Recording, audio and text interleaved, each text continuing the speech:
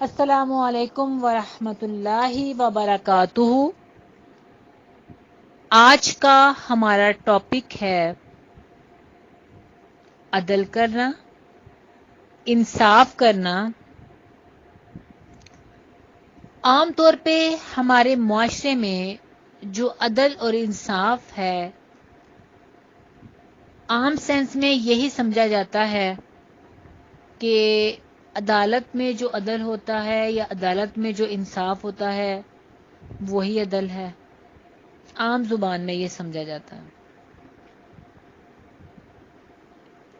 لیکن اگر اس کا ڈیپلی مطالعہ کیا جائے تو قرآن و حدیث کی روشنی میں عدل ہماری پوری زندگی میں اس کا بڑا اہم کردار ہے، چاہے وہ ہماری انفرادی زندگی ہو، اجتماعی زندگی ہو۔ انشاءاللہ اس کو 2-3 دن میں مکمل تفصیل کے ساتھ سیکھتے ہیں میں اور آپ، اور اللہ تعالی مجھ سمیت آپ سب کو بھی ان سنتوں پہ عمل کرنے کی توفیق عطا فرمائے۔ عدل کا لفظ جو ہے وہ عربی میں مختلف معنوں میں استعمال ہوتا ہے۔ مثلا اس کا مطلب یہ ہے برابر برابر تقسیم کرنا، کسی شخص کو اس کا ٹھیک حق ادا کرنا، زیادتی نہ کرنا۔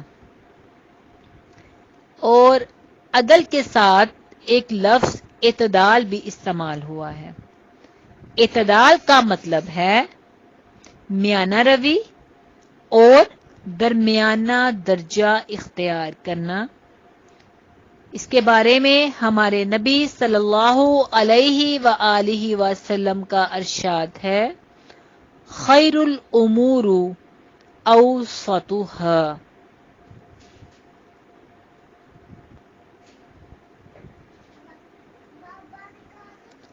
معاملات میں بہترین معاملہ میانہ روی ہے۔ میانہ روی اختیار کرنا۔ سید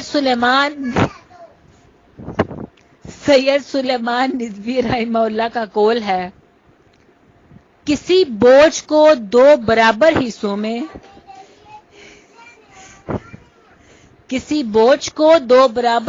میں اس طرح بانٹ دینا جیسا کہ ان میں سے کسی میں بھی ذرا بھی کمی بیشی نہ ہو۔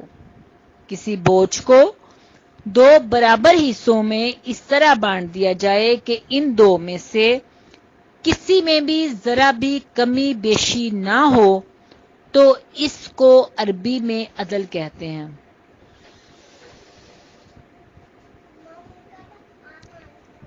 قرآن مجید میں آپ صلی اللہ علیہ وآلہ وسلم نے اور قرآن مجید میں جو اللہ تعالی نے فرمایا، اس سے ہمیں عدل و انصاف کی اہمیت کا پتہ چلتا ہے۔ جیسے کہ اللہ سورہ نحل میں فرماتے ہیں، ان اللہ، بے شک اللہ تعالی، یأمر، تمہیں حکم دیتا ہے، بالعدل، انصاف کرنے کا، والاحسان، اور احسان کرنے کا۔ بے شک اللہ تعالی انصاف اور احسان کرنے کا حکم دیتا ہے۔ پہلے ہم انصاف کے بارے میں پڑھتے ہیں، عدل کے بارے میں پڑھتے ہیں، اس کے بعد ہم احسان کے بارے میں پڑھیں گے۔ ایک اور جگہ پہ اللہ تعالیٰ قرآن مجید میں فرماتے ہیں، وَأَقْسِطُوا، اور تم عدل کرو، ان اللہ، بے شک اللہ تعالیٰ، یحب المقسطین، پسند فرماتے ہیں عدل کرنے والوں کو، انصاف کرنے والوں کو۔ مطلب اللہ کی رضا کا سبب ہے، اللہ کی خوشنودی کا سبب ہے۔ اللہ تعالیٰ عدل و انصاف کرنے سے راضی ہوتے ہیں۔ یہ متقین کی صفت ہے، یہ نبی صلی اللہ علیہ وآلہ وسلم کی سنت ہے۔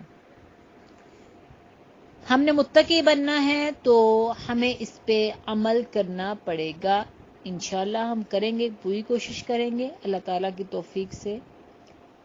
وَإِذَا قُلْتُمْ، اللہ فرماتے ہیں سورۃ الانعام میں، اور جب تم کہو کوئی بھی بات، فَاعْدِلُوا،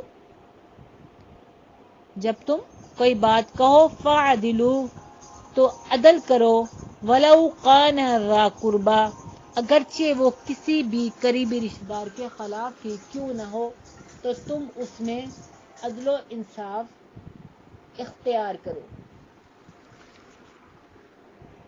اب حدیث شریف میں آپ صلی اللہ علیہ وآلہ وسلم نے جو فرمایا، اتنی پیاری یہ حدیث ہے کہ 7 آدمیوں کو اللہ تعالیٰ میدان قیامت میں اپنے عرش کے سائے میں جگہ دے گا۔ سبحان اللہ، بخاری مسلم کی یہ حدیث ہے۔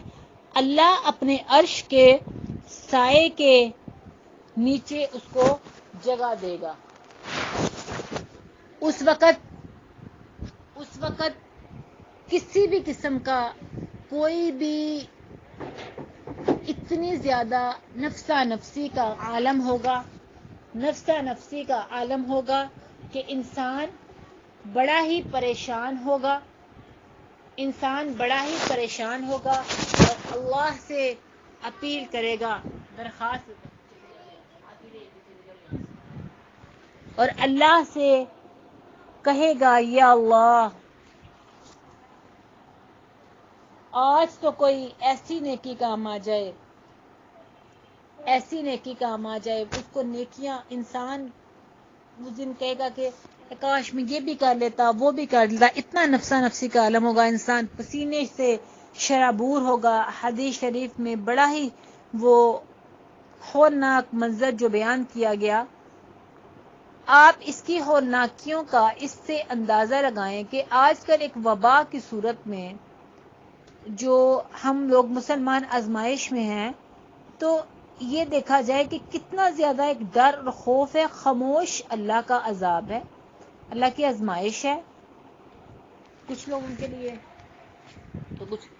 تو خاموش ہے، مطلب اس میں کوئی وہ نہیں ہے کہ کوئی آواز نہیں آ رہی کسی قسم کی، لیکن اس کے باوجود خوف و ہراس ہمارے معاشرے میں پھیلا ہوا ہے۔ لیکن وہ وقت کیا وقت ہوگا جب اللہ خود فرماتے ہیں قرآن مجید میں، اذا وقعت الواقعہ، القاریۃ ما القاریہ، کھڑکھڑانے والی آواز، بہت ہولناک آواز۔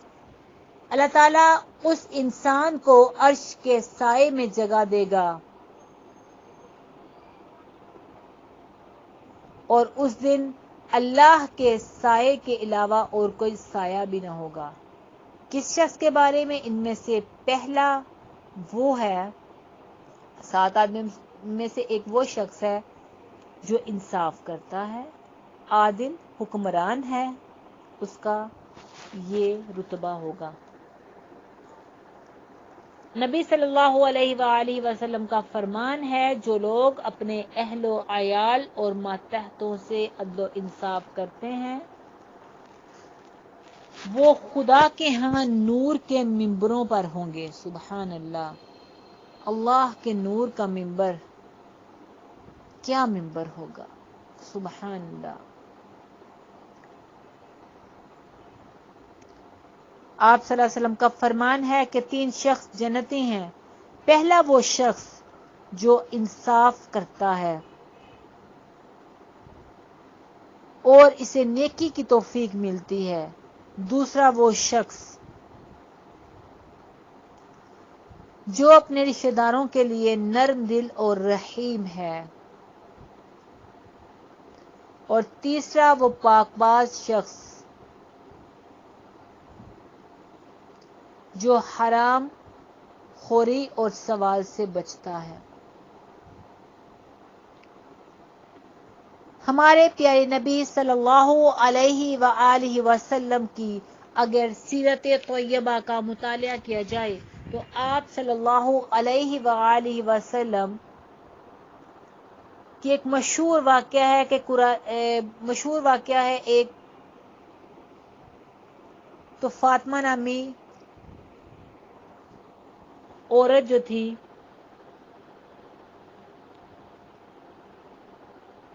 اس نے چوری کی